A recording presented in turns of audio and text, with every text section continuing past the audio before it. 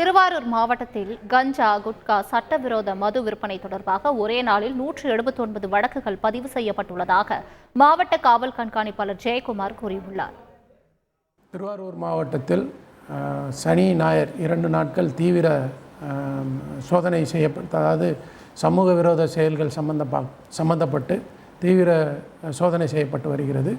நேற்றைக்கு மட்டும், சனிக்கிழமை மட்டும் இதுவரை 179 வழக்குகள் பதிவு செய்யப்பட்டுள்ளது.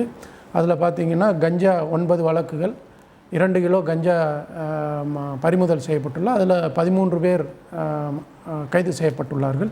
இதுவரைக்கும் நம்ம மாவட்டத்தில் 7 பேர் குண்டர் தடுப்பு சட்டத்தில் போட்டிருக்கோம். அதில் ஒரு நபர் கஞ்சா விற்பனையாளர். ஸோ அதனால் கஞ்சாவோ அல்லது கோட்பா போன்ற புகையிலை பொருட்கள் விற்பனை செய்தாலோ அல்லது வைத்திருந்தாலோ கடும் நடவடிக்கை எடுக்கப்படும். குண்டர் தடுப்பு சட்டத்தில் அடைக்கப்படுவார்கள். செய்திகளை உடனுக்குடன் தெரிந்து கொள்ள உடனே சப்ஸ்கிரைப் பண்ணுங்க.